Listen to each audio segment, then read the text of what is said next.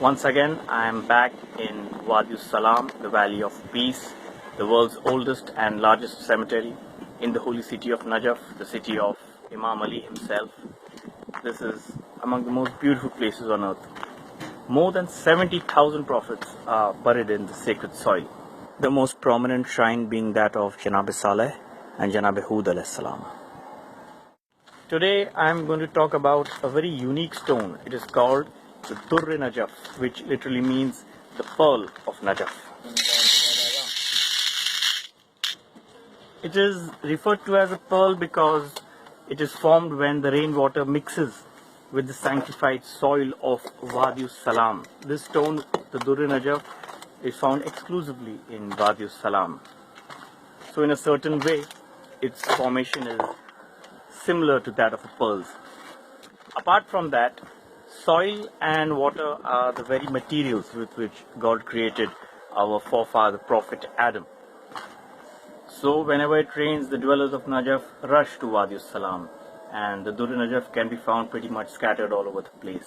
I have had the opportunity of being in Najaf on a rainy day. It was the last day of my ziyarat in 2013, and there was so much mist that even standing inside the holy shrine I could only vaguely see the dome.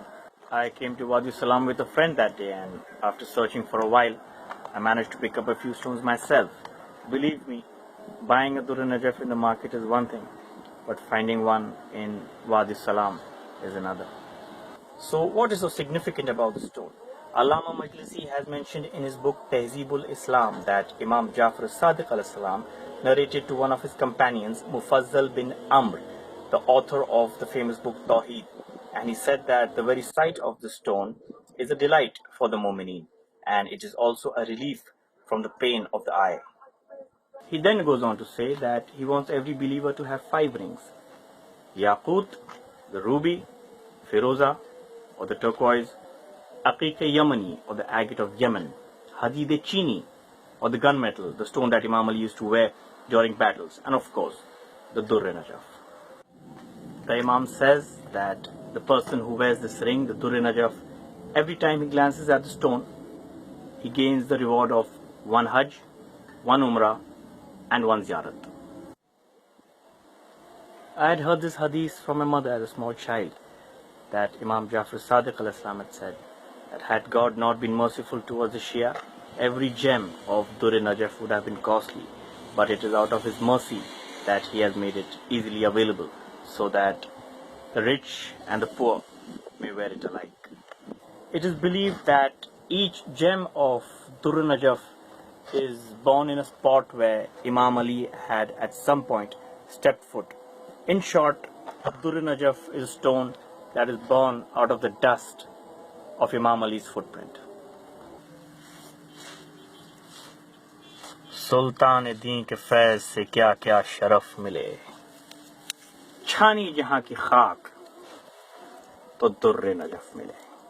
In the following parts of my documentary on Durr-e-Najaf, I will tell you about the various attributes of the stone and also narrate some historical events related to it. I will also take you around the markets of Najaf, where a genuine Durr-e-Najaf can be bought.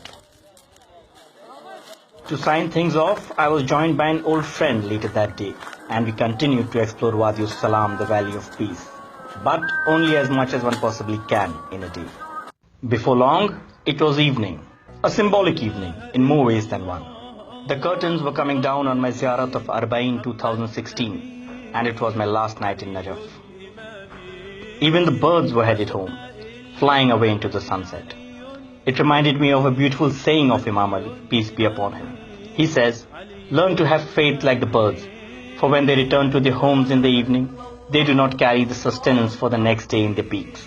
So, here I am, learning from the birds, that every land is my land, every ocean is my ocean, every language is my language, and every people are my people, because I am a citizen of the world.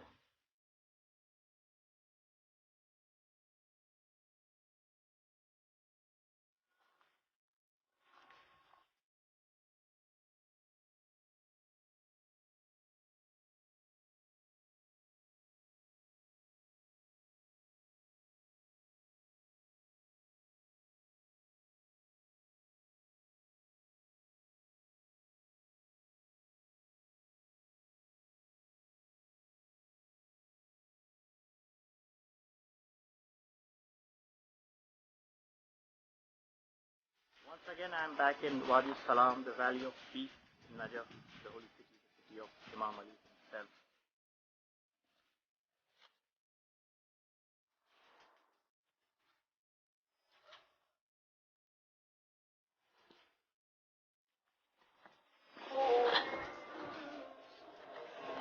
Taking a documentary Wadi Salam, you cannot use these words. You got to be very serious about it.